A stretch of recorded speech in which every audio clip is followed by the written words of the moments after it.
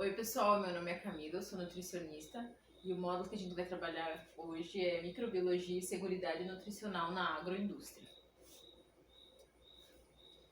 Então os tópicos que serão abordados são contaminação, saúde do manipulador e doenças transmitidas por alimentos.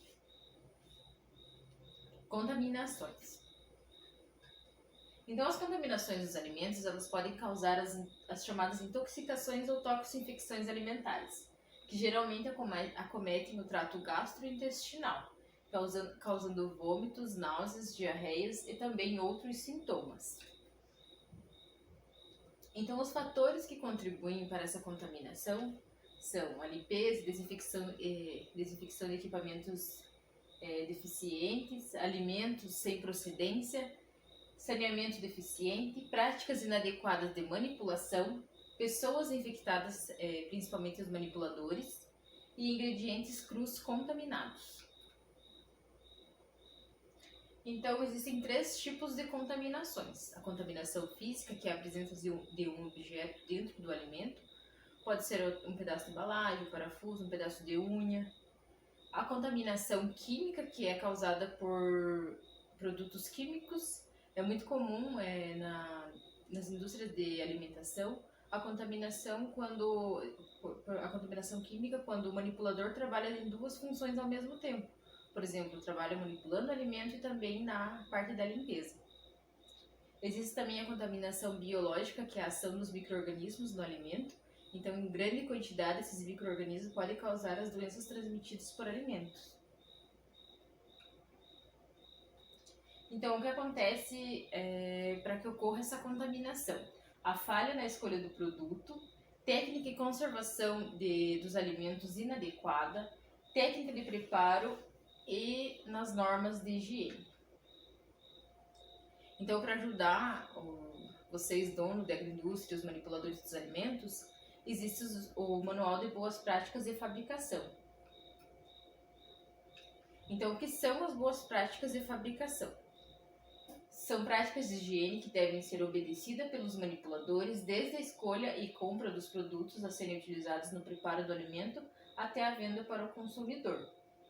Então, para que servem as boas práticas de fabricação? É para evitar que ocorram doenças transmitidas pelos alimentos. Existe uma resolução, a RDC 216 de 2004, que ela fica disponível na internet como uma cartilha. Ela é bem ilustrativa, bem fácil de entendimento dela. Ela é muito útil para quem trabalha na manipulação de alimentos, para se basear, para elaborar essa manual de boas práticas que cada agroindústria deve ter. Então, como eu acabei de falar, né, existe esse manual que a agroindústria deve ter. Então, o que deve ter nele, né? Então, é o manual que especifica todos os procedimentos de controle para cada etapa de processamento dos alimentos. Vamos falar um pouquinho sobre a saúde do manipulador agora. Então, quem é o manipulador? O manipulador é a pessoa que trabalha com o alimento, seja na parte da recepção, da preparação, do armazenamento ou até mesmo na distribuição. Então, por isso, todos os cuidados com a saúde do manipulador de alimentos devem ser tomados. Quais são os cuidados necessários com a saúde desse manipulador? Então, os manipuladores que apresentam lesões ou sintomas de enfermidades que possam comprometer a qualidade higiênico-sanitária dos alimentos, eles devem ser afastados de suas atividades. Então, por exemplo, o seu manipulador de alimento está com uma gripe ou ele está com alguma lesão cutânea, então ele deve ser afastado para que ele evite que contamine esse alimento que ele está manipulando. Também na contratação de um novo colaborador para a empresa, é essencial a realização de exames admissionais, visando o quê? Avaliar a saúde desse novo trabalhador que a empresa está contratando. Também é essencial solicitar, né, exames periódicos dos manipuladores, né, para ver se ele não está sendo uma via de transmissão de contaminação para os alimentos. Para os manipuladores é essencial também a capacitação periódica. Para quê? Para os manipuladores terem noção de higiene, de etapas de preparo, etapas de manipulação corretamente. A partir do tempo que o manipulador trabalha na sua empresa, ele acaba tendo como rotina e às vezes acaba de se atentar à higiene desse alimento. Então você, empresário, manipulador, dono mesmo da indústria, você acaba perdendo com esse funcionário, porque ele vai acabar contaminando seu alimento e consequentemente perdendo até consumidores. Então, os manipuladores de alimentos eles devem ser supervisionados e capacitados periodicamente em higiene pessoal, em manipulação higiênica dos alimentos e em doenças transmitidas por alimentos. Então, essa capacitação ela deve ser comprovada mediante documentação. Então, esse mini curso que a gente está passando para vocês é uma forma de capacitação para você, dono da agroindústria, para o seu manipulador também. Agora, vou falar um pouquinho sobre as doenças transmitidas por alimentos. Então, as doenças transmitidas por alimentos são aquelas causadas pela ingestão de água e ou alimento contaminado.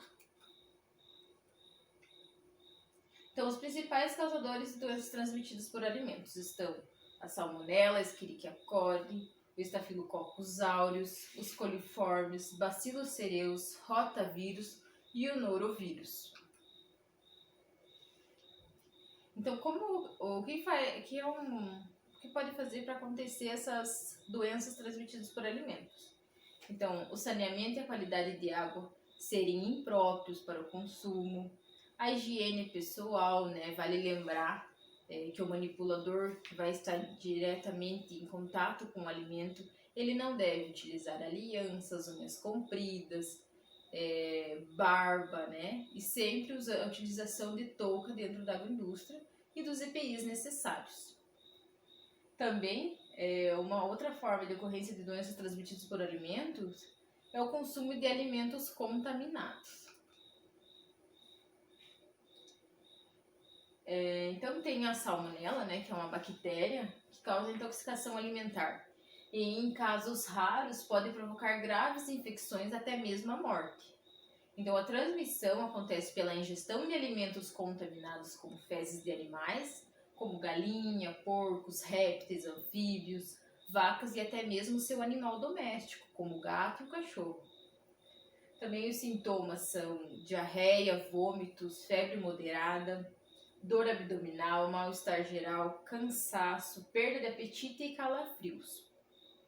O tratamento, então, é repouso e ingestão hídrica. A ingestão hídrica é para manter a hidratação e controlar os sintomas.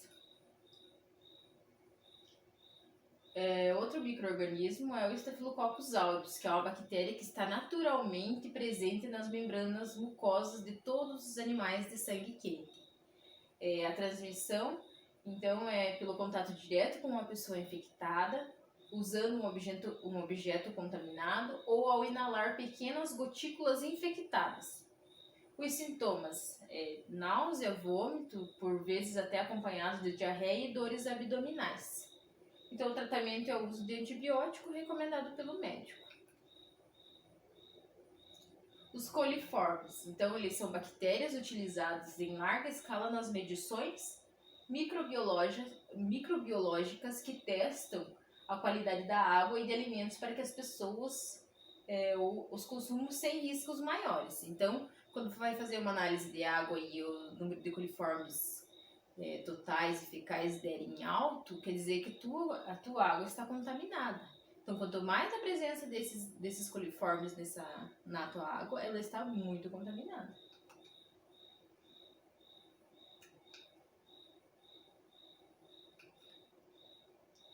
Então, a transmissão acontece pela ingestão de produtos de origem animal, derivados de carnes e lácteos, mal cozidos, crus e que podem levar à infecção.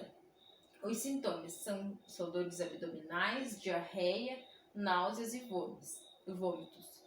A gastroenterite, então, ela pode durar várias semanas em pessoas desnutridas. Então, a importância do estado nutricional estar adequado quando se tem essas doenças transmitidas por alimentos, é que elas podem ser ainda mais graves em pessoas com estado nutricional debilitado. O tratamento, então, é bem comum as doenças transmitidas pelos alimentos, que é a hidratação e repouso, e também o uso de antibiótico quando necessário. A Escherichia coli. Então, a Escherichia coli é uma bactéria também naturalmente encontrada no intestino de humanos e animais. Ela faz parte do grupo de coliformes fecais. A maioria das cepas de Escherichia coli são inofensivas, mas algumas podem causar graves doenças transmitidas pelos alimentos, como é o caso da Escherichia coli enterohemorrágica. Então, a transmissão dessa Escherichia coli enterohemorrágica acontece pela água ou alimentos contaminados através do contato com as fezes de pessoas que já estejam contaminadas.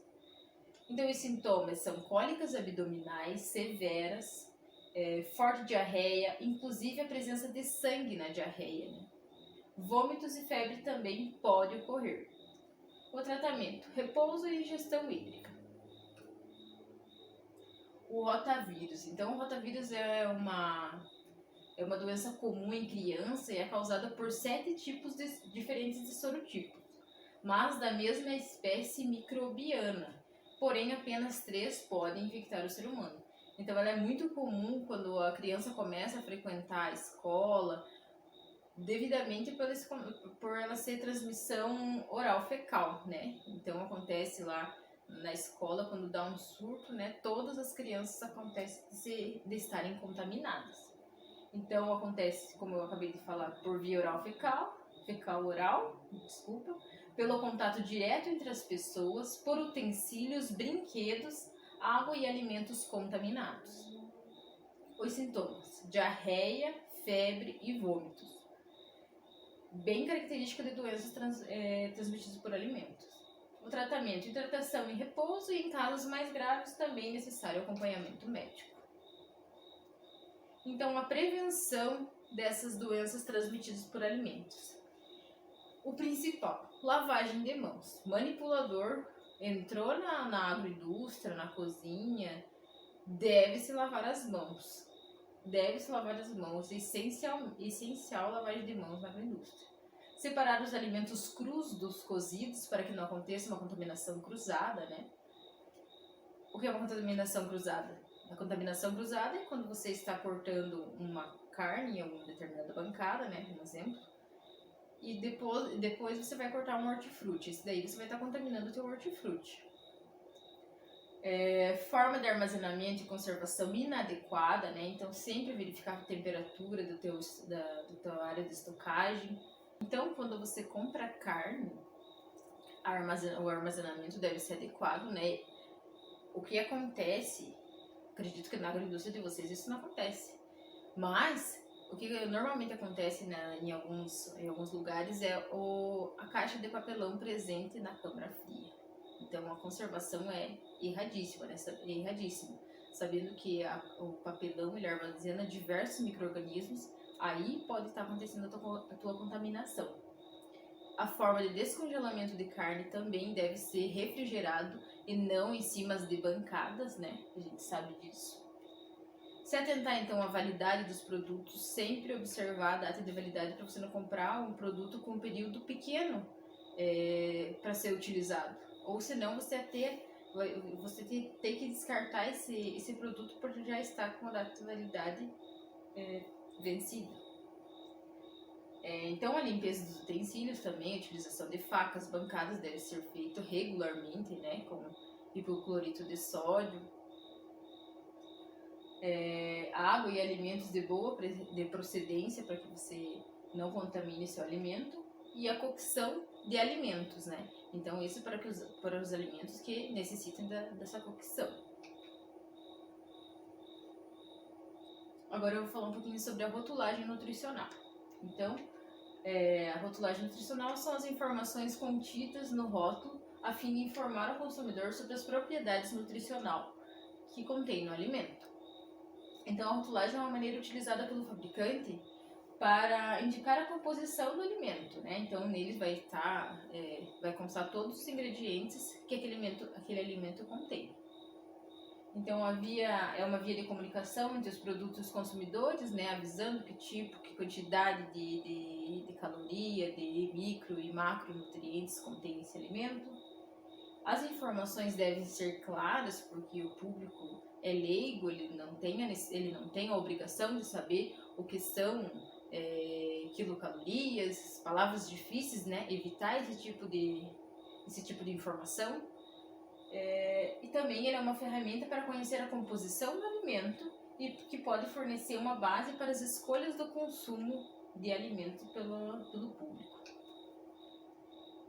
Então esse é um exemplo de um rótulo nutricional. Aqui a gente pode observar que tem as informações nutricionais. Aqui no topo a porção, né, que é a quantidade em gramas que apresenta esse alimento, né, essa porção. A fatia média aqui é uma medida caseira que é utilizada para a pessoa que está consumindo esse alimento ter uma noção. Tá, esses 60 gramas, mas o que equivale? Como que eu não tenho balança em casa? Então vamos porcionar para a pessoa saber a quantidade que equivale a 60 gramas. A quantidade por porção, né? Então o valor energético que equivale às quilocalorias que contém aquele alimento. Carboidratos, proteínas, gorduras totais, gorduras saturadas, gorduras trans, fibra alimentar e sódio são as informações obrigatórias que deve ter esse rótulo. Existem alguns rótulos que vocês podem observar que ele vai estar apresentando quantidade de vitamina, quantidade dos micronutrientes que não são necessários, não são obrigatórios, mas às vezes para você vender melhor seu produto, quanto mais informações aqui, o público se interessa um pouco mais pelo seu alimento, pelo seu produto. A gente pode observar aqui nessa parte de baixo que ele fala sobre os valores diários de referência com base em uma dieta de 2.000 quilocalorias. Seus valores diários podem ser maiores ou menores dependendo de suas necessidades energéticas. Então, essas 2.000 quilocalorias é considerado esse valor, esse porcentagem VD aqui, que ele está querendo se referir à quantidade, por exemplo, de carboidratos. Nesse produto tem 23,5 gramas de carboidrato e isso equivale a 7,8% da necessidade diária que esse indivíduo precise se ele tiver uma alimentação de 2.000 quilocalorias por dia.